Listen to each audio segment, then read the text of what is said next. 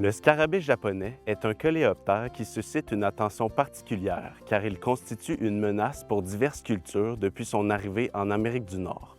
Cet insecte polyphage se nourrit de plus de 250 espèces végétales et cause des dommages significatifs tant sur les plantes ornementales qu'agricoles.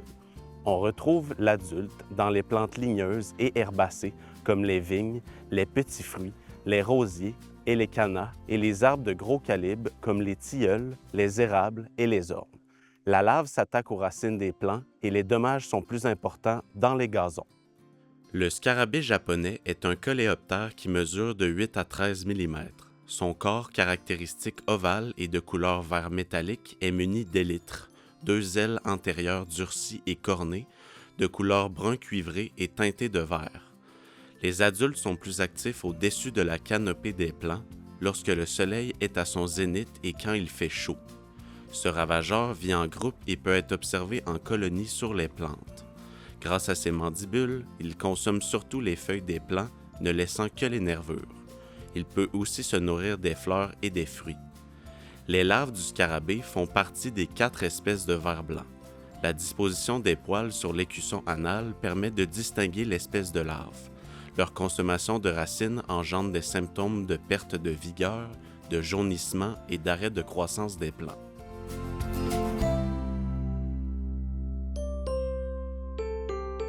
Le cycle de vie du scarabée japonais se déroule en une génération par an sous les conditions climatiques du Québec. Au printemps, lorsque la température du sol atteint 10 degrés Celsius, les larves entament la consommation des racines des plantes jusqu'au début juin. Une fois leur maturité atteinte, elles creusent davantage dans le sol pour entamer la pupaison, soit leur transformation vers le stade adulte, qui dure 2 semaines.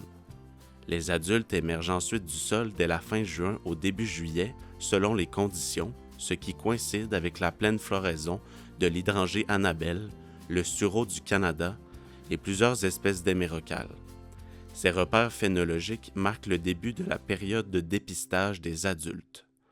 Les scarabées actifs se nourrissent abondamment et s'accouplent plusieurs fois par saison. La femelle attire les mâles en produisant une série de phéromones. La ponte s'effectue sur 3 jours et elle retourne se nourrir et s'accoupler pour une période de 4 à 8 semaines. Une production de 40 à 60 œufs s'effectue par saison qu'elle déposera dans les 10 premiers centimètres du sol. Ils éclosent environ 2 semaines suivant la ponte selon les conditions. Les larves entreprennent la consommation de racines et se développent dans le sol du début du mois d'août jusqu'à ce qu'ils se refroidissent. Ensuite, elles creusent des galeries pour se loger dans le sol et entament la diapause hivernale. Elles ont la capacité d'ajuster la profondeur à laquelle elles se trouvent pour survivre à l'hiver. Au printemps suivant, le cycle recommence.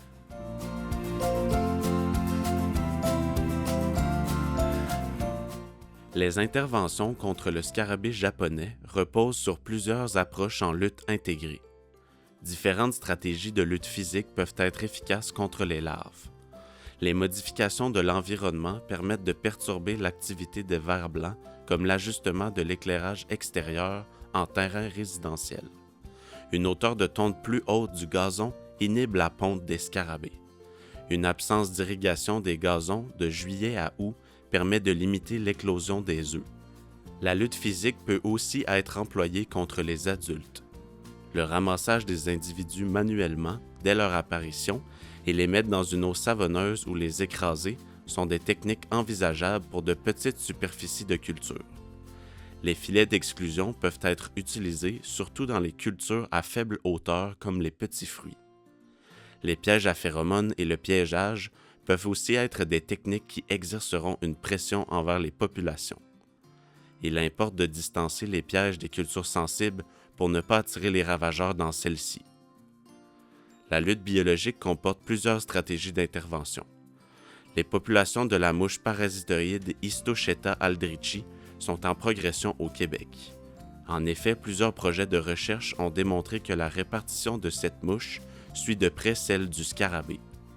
Elle pond ses œufs sur la partie supérieure du thorax du ravageur du mois de juin à août et les larves émergent dans le corps de ce dernier, engendrant sa mort rapide. La mouche passe l'hiver dans la carcasse du coléoptère et l'adulte émerge de celui-ci au printemps pour compléter son cycle de vie. Ce parasite peut être attiré par les plantes comme celles de la famille des ombellifères et des astéracées et les plantes fleurissant de la mi-juin à la fin juillet, comme la facélie. Les bandes fleuries sauvages en bordure de champs attirent aussi la mouche. L'utilisation de nématodes entomopathogènes peut s'avérer efficace contre les scarabées japonais. Leur introduction nécessite des conditions climatiques précises, comme des journées fraîches, nuageuses et un substrat humide pour assurer leur efficacité. Si la lutte chimique est utilisée, il importe d'abord de dépister les ennemis naturels et d'utiliser des produits à faible risque pour l'environnement et pour la santé. En conclusion, le scarabée japonais peut présenter une menace pour l'agriculture et l'horticulture au Québec et en Amérique du Nord. La stratégie d'intervention contre ce ravageur exige une approche de lutte intégrée qui combine différents moyens de lutte physique, biologique et la lutte chimique en dernier recours. Le choix des produits à utiliser doit cibler ceux à faible risque environnementaux et sur la santé. Une surveillance en continu des ennemis naturels et des pratiques de rétention devrait être incluse dans les stratégies pour assurer la persistance des organismes bénéfiques dans l'environnement. Merci pour votre écoute. Si vous voulez en apprendre davantage sur le scarabée japonais, consultez la fiche sur notre site Internet.